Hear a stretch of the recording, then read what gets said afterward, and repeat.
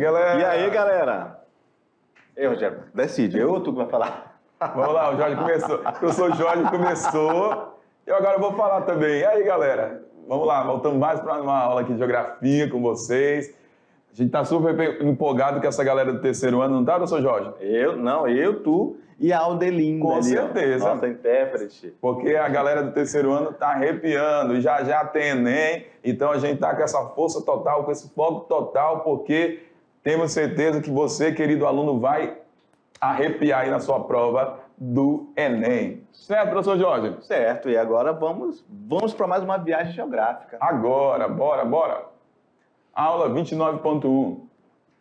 Nessa aula, veremos sobre as características do subdesenvolvimento e as desigualdades de gênero e de etnia. A gente quer que o nosso aluno sempre alcance uma habilidade, Rogério, É isso que aí. neste caso é Analisar diferentes processos de produção ou circulação de riquezas e suas implicações socioespaciais. Vamos continuar falando um pouco sobre características aí do subdesenvolvimento, certo, professor Jorge? certo. E é o seguinte, os países subdesenvolvidos concentram aproximadamente... Minha Nossa Senhora, Rogério. É gente demais. Olha só, informação quentinha para o aluno. Os países subdesenvolvidos concentram aproximadamente 82% da população do planeta Terra. E que isso representa quase 6 bilhões de seres humanos.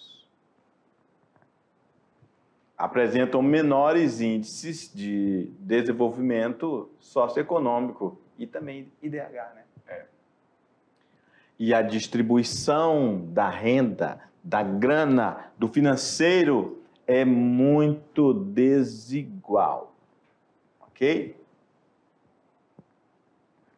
Temos aí um mapinha que representa essa regionalização do mundo por esta linha divisória conhecida como a divisão de Norte e Sul.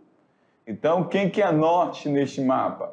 Representam aí os países desenvolvidos do mundo e Sul, os países subdesenvolvidos. Nesse pacotão aí de subdesenvolvido está presente os países menos desenvolvidos e também os países emergentes, que já falamos na aula anterior para vocês. Bem interessante analisar esse mapinha, porque, galera, a gente está falando de norte e sul aqui. E a gente não está falando de hemisfério norte e sul, mas sim dessa divisão, regionalização, que norte representa desenvolvido e sul subdesenvolvido. Porque se eu fosse falar de hemisfério norte e sul, tudo que estivesse acima do Equador seria, que vai ser o quê? Hemisfério norte. Tudo que estiver abaixo da linha do Equador, hemisfério sul. E pode ver que a nossa linha divisória, ela tem uma outra direção, certo, professor Jorge? É isso aí. E como você falou, né? Se nós fôssemos simplesmente fazer uma análise geográfica, de localização geográfica, obviamente, realmente, nós daríamos ênfase à linha do Equador. Exato. Está aqui ela, ok? E aqui seria o norte e aqui o sul, ok? E se fosse desta forma, não caberia isso para fazer a separação dos países ricos dos países pobres. Não. Porque no hemisfério norte tem, inclusive, a África subsaariana. É isso, Rogério? É isso mesmo. Então, vamos apagar tudo de novo, né, Rogério? Só foi para explicar isso. Então, olha só, essa divisão entre norte e sul é para justamente a gente perceber quem é desenvolvido e quem é subdesenvolvido, ok? Neste caso específico, tudo que vocês estão vendo aí de forma na cor amarela, bege, Isso aí. vai ser os desenvolvidos. E tudo que estiver cor de rosa é subdesenvolvido. No entanto, como esta linha não é perfeita, a Austrália ainda está bege e ela pertence ainda ao norte desenvolvido, ok? Isso mesmo, porque tem características socioeconômicas, De DH elevado. DH elevado, qualidade de vida. Então, tem características de país desenvolvido. Isso, Austrália e Nova Zelândia. Né? Exato. Mais alguma observação? Tranquilo. Tranquilo? Suave na nave? Suave na nave. Olha só que pirâmide interessante da riqueza global. Então, nós temos aí 71% das pessoas do mundo que vivem menos de 3% da riqueza do mundo está na mão de 71%. Ou seja, é muita gente para dividir a pouca riqueza. Isso mesmo. É isso, Rogério? É isso mesmo. E lá em cima a gente tem lá 45% da riqueza está com a minoria da população mundial, que não chega aí nem a 0,7%, nem 1%, né? Vivendo aí com mais de... Nós temos aí $1 milhão, né? Exatamente. Então, galera, podemos ver através dessa pirâmide da riqueza do mundo que é desigual e é desproporcional, ok? 71% da população do mundo vive com 3% de toda a riqueza do mundo. Exato. Ok? 3% para dividir com 70%. Esse 71% vai dar mais de 4 bilhões de pessoas. Isso mesmo. É isso? Muita gente, né, com pouco dinheiro, vamos colocar, né? 1 de cada 100 habitantes do mundo tem tanto quanto os 99 restantes. 0,7% da população mundial monopoliza 45% da riqueza total. E os 10% mais ricos têm 88% dos ativos totais, segundo a nova edição do Estudo Anual de Riqueza, publicado em 2015 pelo Banco Suíço, Credit Suisse, feito com dados do patrimônio de 4,8 bilhões de adultos de mais de 200 países. Olha só, interessante essa informação. Então, eles têm acesso a tudo que a gente ganha, né? Isso mesmo. A gente consegue ter a média de renda per capita do país e, com base nisso, eles realizam os estudos. Exatamente. Eles estão baseados na riqueza das nações. Exato. Precárias condições de vida. Parte da população que vive nos países subdesenvolvidos não tem, galera, essa renda suficiente que garanta, novamente falando aí, sobre necessidades básicas, como alimentação, saúde, educação, lazer. A pobreza extrema, a carência alimentar, que afeta milhões de pessoas, tornam crônicos os problemas da fome e a subnutrição. Rogério, nós temos fome no Brasil? Temos. Aonde é mais grave isso no Brasil? A gente vai encontrar nas regiões menos desenvolvidas do Brasil. Ali no semiárido, né, do Nordeste. Exato. Ali é pesado, né? Encontramos vários problemas de fome, também na região amazônica. Até na Amazônia. Até na Amazônia, muitas pessoas padecem com a fome. Você acredita que tem barcos que passam ali pelo Rio Negro, cheio de turista, aí aquelas crianças ali, ribeirinhos ali, até indígenas mesmo, eles vão com a canoa pedindo alimento. As pessoas jogam, botam dentro do saquinho e jogam para as pessoas. É isso mesmo, as ações, né? Geralmente ONGs, né? Então, quando passam esses barcos com turistas, os turistas jogam essa comida para as pessoas. Bota dentro de um saquinho, alguma coisa, ele pega e joga dentro do barco. As crianças vão lá, os jovens vão lá e pegam comida.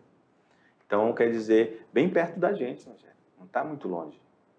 Então, só para a gente ter uma noção de que esse problema crônico, que é a fome, está mais perto de nós do que a gente imagina. Beleza?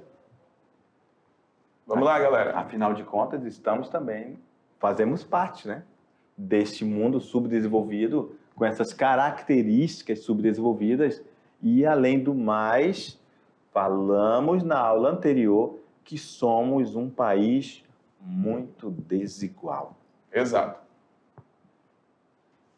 Então, essas condições, ainda agravadas pela precariedade ou inexistência de serviços da saúde, e aí vai entrar a falta de hospitais, médicos, todas as vezes problemas aí com campanhas de vacinação em massa, que acaba não atendendo a todos, prevenção de doenças e outros problemas mais na área da saúde dentro dos países.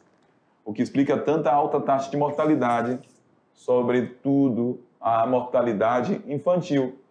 E também outro problema das nações subdesenvolvidas, principalmente essas nações que ainda não avançaram nas suas fases de transição, vão ter baixa expectativa de vida da população. E expectativa de vida já não é novo para essa galera, né, professor Jorge? De terceiro ano, que é a média de anos de vida de um grupo populacional. Então, são problemas enfrentados dentro das nações subdesenvolvidas, principalmente essas nações que hoje a gente chama aí de nações periféricas, que fazem parte desse grupo subdesenvolvido, mas estão abaixo dos países emergentes, onde muitas das vezes sua base econômica é somente a exportação de produto primário.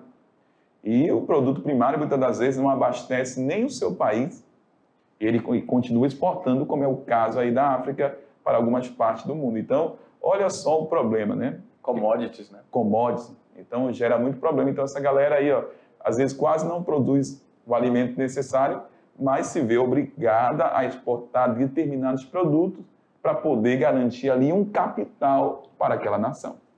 Beleza, vamos lá no quadro. Então, Rogério, nós estamos falando dessas características de subdesenvolvimento que fala dessa precariedade do serviço público de saúde. Isso mesmo.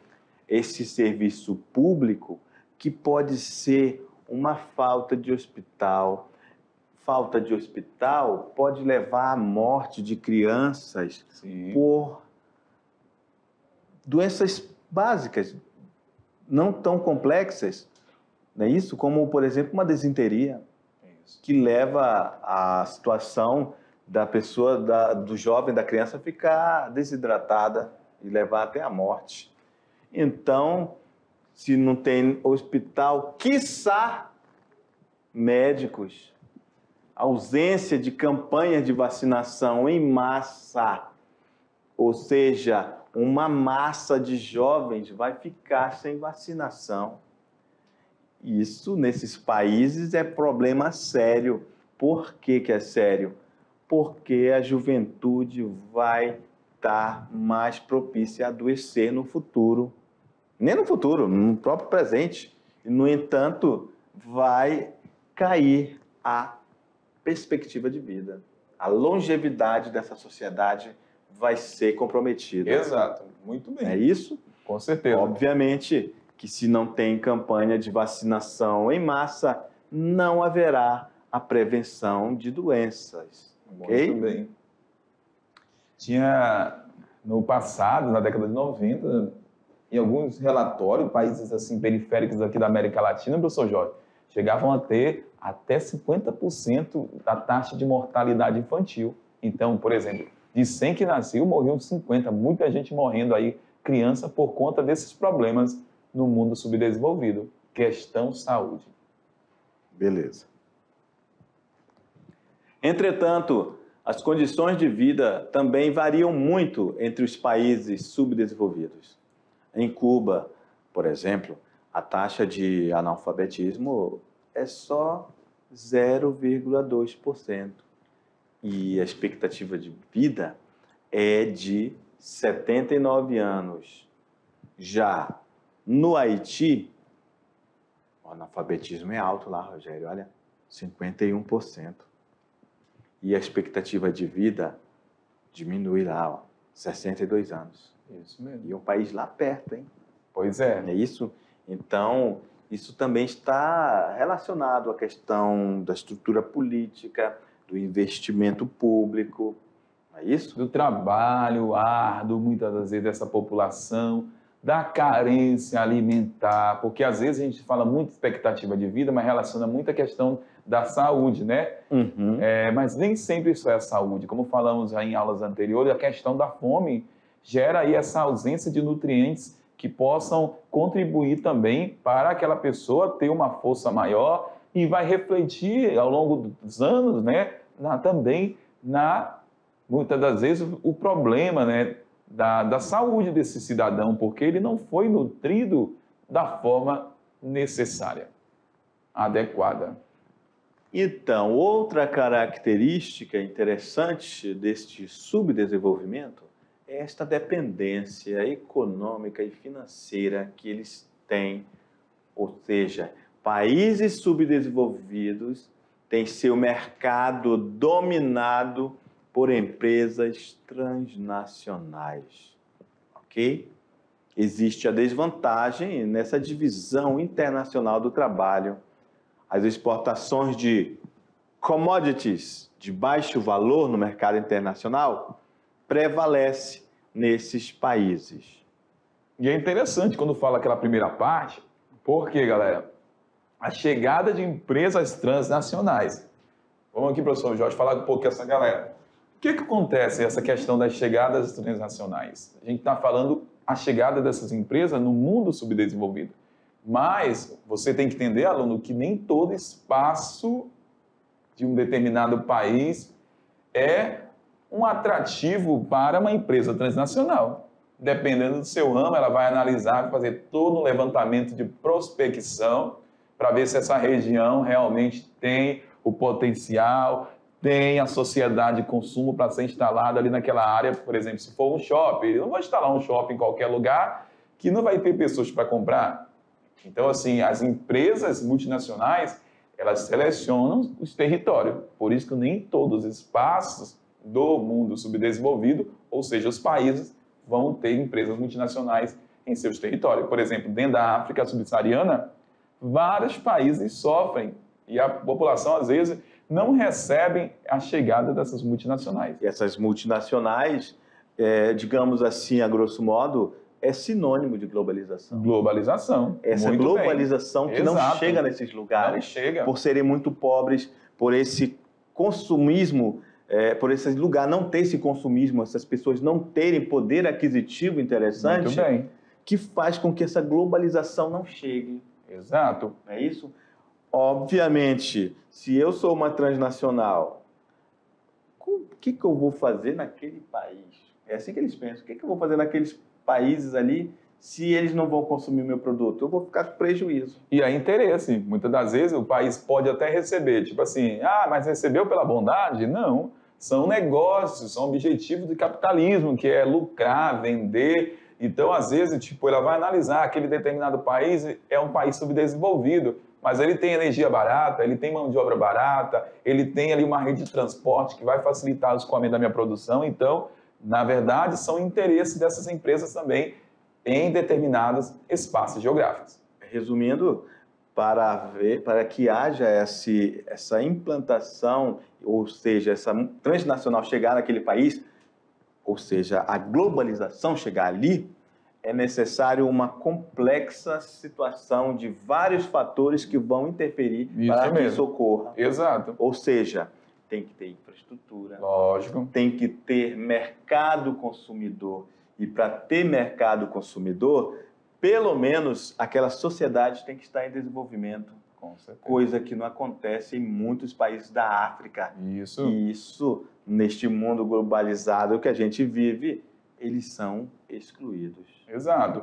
E além também dessa questão dos países que não têm essa questão para ofertar mão de obra, ou de repente Ainda tem isso, né? tem a questão também de países subdesenvolvidos que vivem em regimes ditatoriais, como acontece aí muitas das vezes dentro do Oriente Médio, que não permite a entrada de empresas muitas das vezes de fora, porque tem todo um protecionismo aí econômico, industrial e comercial. E na África também, né? Isso mesmo. De governos ditatoriais. Exato.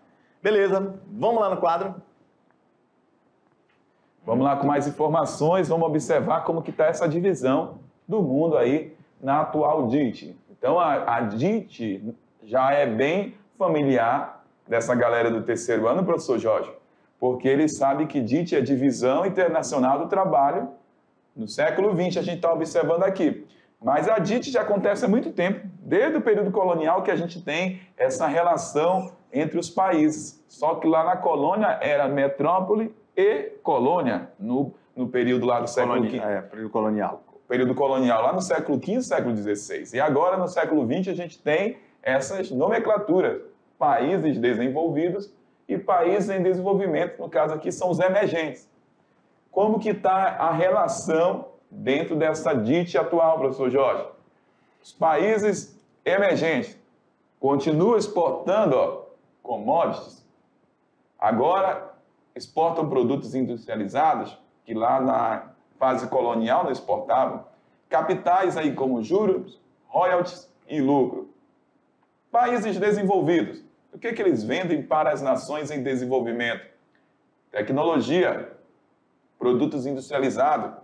E esses produtos, galera, não são produtos qualquer, porque esses países almejam o quê? Lucro. Então, geralmente, esses produtos industrializados são de elevado valor agregado. Investimento também, como capitais produtivos e especulativos. Rogério, Especulativos, né? olha só, a gente pode começar a fazer uma análise sobre esses royalties. Professor, nunca ouvi falar isso, royalties. Então, a gente pode começar a conversar sobre aplicativos que tem no smartphone. Isso mesmo. Quando a gente paga a nossa conta do celular, a gente está pagando junto dessa conta royalties. Exato. Daquele aplicativo de mensagens que é verdinho, que é o Zap, e vai lá para o país de origem. Isso são royalties. Outro exemplo de royalties são os computadores, o próprio sistema do smartphone, que é um sistema operacional, ele tem um dono e é uma mega empresa multinacional bilionária. E quando a gente paga aquele celular, a gente está pagando também uma partezinha do royalties, porque Exato. aquele sistema operacional não está ali de graça. Isso são royalties. São serviços que são pagos, são royalties, são taxas que são pagas por um produto de um serviço que está à nossa disposição. Ok? Por exemplo, outro exemplo, quando você liga o computador, está ali o Windows, você vai pagar os royalties. Quando você compra o computador e já vem com Windows, uma taxinha vai lá para o país de origem, que todo mundo sabe onde é, Estados Unidos. Então, galera, isso são royalties, não é mais só produto físico, também tem esses produtos e serviços de ordem intelectual. Beleza? Muito bem, ótimo. Vamos lá no quadro. Que fazem parte desse espaço, né? Que já não é um espaço físico, mas virtual, né, professor? Isso. E também podemos falar, olha só, tecnologia, país desenvolvido, né? Demanda tecnologia, produto industrializado, geralmente com elevado valor agregado. Quando a gente fala neste elevado valor agregado, nós estamos falando, obviamente, da própria tecnologia em si, ok? Quando você pega o seu smartphone, ele é um produto de alto valor agregado. Exato. Porque está ali agregado muitos pensamentos, ali estão agregado muita pesquisa, ali está agregado muito tempo para se produzir aquela tecnologia. Muitas pessoas tiveram que trabalhar para produzir aquilo, e é tecnologia de ponta. Isso é um valor altamente agregado. Isso mesmo. É diferente da soja, que é uma commodity, tem um baixo valor agregado. Exato. E que a gente só precisa do sol e chuva para que ela cresça. Claro que tem toda a técnica, né? Claro. Ainda assim, mas ela vai em modo in natura, ela não sofre nenhum processo de industrialização, então o valor dela agregado é bem menor. É isso mesmo. Então, países subdesenvolvidos e em desenvolvimento ainda mandam muito commodities com valor baixo, enquanto a gente recebe desses países muita tecnologia, produtos com alto valor agregado de nível tecnológico avançado, e a gente paga muito mais por isso. Exato. Beleza? Beleza. Vamos lá no quadro. Vamos lá, avançando. Essa é a DIT. Muito interessante, né, Rogério? Essa DIT, porque o aluno leve isso também para a prova, que é a DIT atual. Exato. Vamos lá. Então, temos aí como funciona a balança comercial de um país. Então, o desejo de todo o país é ter lucro, né, professor Jorge? É. Mas nem sempre vai atingir o lucro. Então, lá na balança, quando a balança do país está numa situação de superávit comercial, representa que as exportações foram maior que as importações. Ou seja, o país tem mais a receber do que pagar. Por que ele tem mais a receber do que pagar? Porque ele vendeu muito mais, né? Então, ele vai receber. Então, toda vez que tivesse uma situação que se enquadra essas informações, a gente tem ali a balança comercial com a característica de superávit, uma balança favorável. E a balança na condição aí, professor Jorge, de déficit comercial? Para começar a conversa, Rogério, você que é um menino muito inteligente, fez cores. Sim, isso? com Nós certeza. colocamos cores. Superávit está azulzinho. Mais positivo, né? Isso tá bacana. Vou até colocar com a cor verdinha. Olha aí. Apagar tudo. Superávit tá tudo favorável. Exato. Déficit está em vermelho, porque está realmente em vermelho a conta. Você está devendo.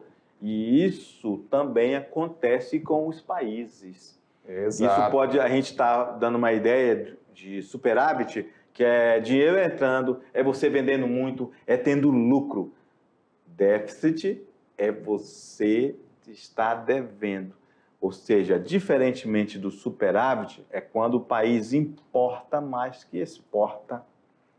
O país apresenta-se um déficit em sua balança.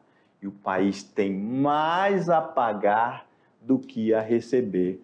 Ou seja, nenhum país é interessante ficar em déficit. Todo país quer estar em superávit. Ok? Mais alguma observação? Tranquilo. Vamos lá. E aí nós temos aí uma representação para ficar bem clara, para a gente verificar aí dois exemplos, superávit e déficit. Então, olha só, no superávit, as exportações maior e as importações menores. Lá no déficit, o contrário, né? A gente consegue observar essa diferença, né? As importações estão lá em cima, representando que compraram muito de fora e venderam pouco, né? Exatamente. É uma representação aí para você entender o que a gente acabou de falar, né, professor Jorge? Exatamente. Então, isso aqui pode ser um comércio, uma empresa. Exato. Se uma empresa importa, ou seja, compra e deixa estocado e não vende, ela vai quebrar. Exato. Um país também fica na mesma situação, ele quebra se ele importar mais do que exportar. Quando ele importa mais do que exporta, isso quer dizer que ele está comprando muito e exportando pouco. Isso não é interessante para ninguém, nem para a empresa, nem para um país. Exato. Ok? Superávit, o interessante é você sempre estar exportando mais do que comprando. Exportando significa dizer que você está vendendo muito. Importando quer dizer que você está comprando de fora. Exato. Ok? Fechou. Consequências. Quando você está numa situação de déficit, ou país, falta de recursos para investimento na expansão, melhoria dos serviços públicos, na infraestrutura, geração de energia elétrica, construção de estradas, ferrovias, portos, aeroportos. Então, se ele está tendo pouco lucro, ele vai ter pouco dinheiro, né, professor Jorge? Para investir. Para investir, e aí vai dificultar o desenvolvimento deste país, porque se está entrando pouco dinheiro, não vai ter o que fazer, muitas das vezes, muitas ações, né? Vamos lá. O que esses países fazem para tentar contornar a situação de déficit? Empréstimo junto ao FMI, Banco Mundial. Isso aqui, ó, está com déficit, está com pouco dinheiro para investir na população, na melhoria do país. Então, eles vão recorrer a empréstimos lá nos organismos internacionais, que é o FMI, o Fundo Monetário Internacional e também o Banco Mundial, que tem vários setores que concedem empréstimo para o desenvolvimento dos países. Então, não estão tendo retorno na balança comercial. Então, o plano B são empréstimos. Só que isso acaba gerando uma bola de neve, de dívidas, porque a consequência dessa situação de não ter uma balança, muitas das vezes, favorável, que vai aumentar a sua dependência econômica e financeira de países e também dos organismos internacionais como o FMI e Banco Mundial. Resumindo, vai continuar em desvantagem em relação aos países desenvolvidos. Exatamente. Continua ficando atrasado esse desenvolvimento. Exato. Porque ele vai ter que pagar esse empréstimo. Quando ele começa a pagar esse empréstimo, as parcelas desse empréstimo, ele vai deixar de construir uma escola. Com certeza. Construir um posto de saúde. Porque tem juros, né? Isso.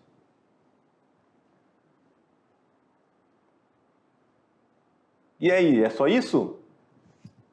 Não, galera. Olha só. O juro dessa dívida é pesado e evita que esses países se desenvolvam e invistam em outros segmentos, como, por exemplo, o social. Porque vai ter que honrar com o seu compromisso. Porque senão vai gerar juros sobre juros e a dívida só vai aumentar. Só vai aumentar. E aí, ele, por exemplo, uma consequência, ele prefere não investir nesse social do que ter mais uma penalização. E aí penaliza quem? Penaliza a sociedade desse país. Isso mesmo. Infelizmente. Infelizmente. Dependência tecnológica. Que é outra característica, né, do subdesenvolvido. Característica do subdesenvolvido. Atraso tecnológico em relação às nações mais ricas, que são as nações desenvolvidas. Isso se explica pelo fato, olha só, a reduzida capacidade de investimento. Esses países destinam escasso investimento para as áreas de educação, ciência e tecnologia. Então, quem mais investe na ciência, na educação e tecnologia? Quem que concede maior parte do seu PIB para esses setores? Nações desenvolvidas, porque entendem a importância de se investir na educação, na ciência para promover desenvolvimento.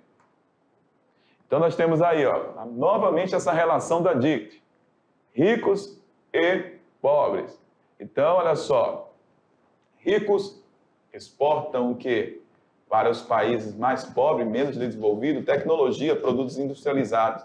E os mais pobres, menos desenvolvidos, exportam commodities para os mais ricos. Então, olha só, essa imagem é interessante, né? Que enquanto o país rico se preocupa em pesquisa, em implementação de novas inovações tecnológicas, aí com o tempo ele consegue fazer isso. Exato.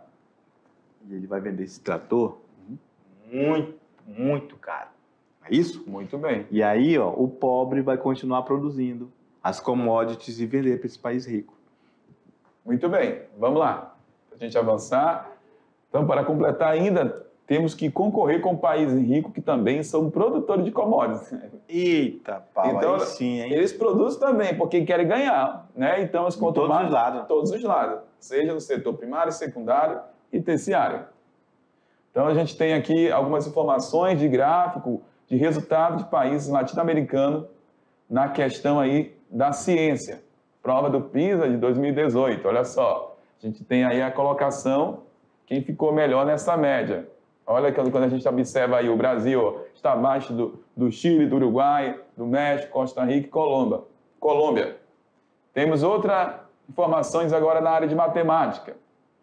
Como que está a educação na área de matemática dentro dos latino-americanos? O Brasil também, ó, abaixo de Uruguai, Chile, México, Costa Rica e Peru. Temos outra prova do PISA, 2018, leitura. Então, na Brasil, leitura nós estamos um pouquinho melhor do que na matemática. Um pouquinho melhor, né? Mas estamos perdendo aí para Costa Rica, que é um país lá da América Central, Uruguai, Chile, aqui na América do Sul. Pelo menos ganhamos dos argentinos, olha aí, ó. Pela leitura. Vamos lá. A Aldelinda gostou dessa piadinha. Mas é verdade, olha só, volta lá só um pouquinho. A gente brinca, mas a gente está falando aqui, olha só. Isso quer dizer que a língua portuguesa deu uma melhorada no Brasil nos últimos tempos, em 2018. Isso aqui não é tão antigo. Exato. Beleza? Muito bem. Vamos lá. Então, vejam só como precisamos melhorar a educação no Brasil. Então, a educação aí que promove ciência e tecnologia. Então, as taxas de investimento do PIB do Brasil em 2018. O Brasil só investiu aí cerca de 15,8% do seu PIB na educação. A média dos países emergentes, 32,8%. E no mundo, 26,2% a média do investimento do PIB de cada país para o desenvolvimento da educação. É uma média a nível país, né, do mundo. Então, nós temos aí, ó, o percentual de cada país. O Brasil, 15,8%, certo? Temos aí países que ainda invertem muito menos, né, professor Jorge? Que são as nações aí menos desenvolvidas. Beleza. Alguma observação? A observação é que o Brasil, ele investe pouco diante de outras economias emergentes no mundo. Mesmo. Por exemplo, aqui, ó, não está a Rússia. A Rússia está à frente da gente. Não está a Índia. Exato. A Índia está na frente da gente. Muito bem. Isso? Beleza. Então, nós temos também nesse mundo desenvolvido desigualdade de gênero e etnia, que é um outro problema dentro das nações. Taxa de participação na força de trabalho por sexo em 2019. Estruturalmente, homens participam mais do mercado de trabalho que as mulheres. Olha a participação do homem, 73,7%, mulheres 54,5%. Certo? Vamos lá, com mais informações sobre desigualdade. Temos na vida pública e tomada de decisão. Com base em 2017, 2016, 10,5% dos assentos da Câmara de Deputados são ocupados por mulheres. 62% são ocupados aí pelos homens. Certo? Então, a gente observa essa diferença ainda da mulher e o homem em várias áreas do campo do trabalho nos países subdesenvolvidos. Temos a evolução da participação das mulheres em cargos gerenciais de 2012 até 2019, de 36,8% para 37,4%. Mas ainda não saiu da casa dos 30%. Não saiu. Pouco avanço, né, professor Jorge, em relação a presença da mulher em cargo de gerência e chefia. Direção, né, chefia. Uhum. Temos aí a desigualdade em todas as esferas. Na população, nós temos aí a mulher liderando, que são a maioria, né? Na força de trabalho, participação da mulher 43%, homens 56%. Entre os desempregados, maior parte são mulheres. E no cargo aí, ó, de direção e gerência também temos as mulheres com o menor indicador. De cada 10 mulheres brasileiras, 4 não conseguem espaço no mercado de trabalho. É uma triste notícia baseado nessa informação do IBGE de 2017. E para finalizar, nós temos dentro do Brasil esse desafio de trabalhar com essa desigualdade étnica, racial. Até porque, né, professor Jorge, o nosso país é um país miscigenado, mas em pleno 2022 vivemos ainda com certas situações críticas, onde se deparamos com essa desigualdade racial dentro do país. Inclusive, precisamos vencer, né? A questão do racismo. Com certeza. Precisar de foto em currículo. Então, temos que avaliar as pessoas pela competência. Com certeza. É isso? Então, são alguns fatores que estão enraizados na nossa sociedade e que há uma longa caminhada para a gente vencer, Rogério. Exato. Beleza? Então, a gente vai, mas já volta já para fazer a nossa revisão. Valeu, galera. Tchau. Tchau.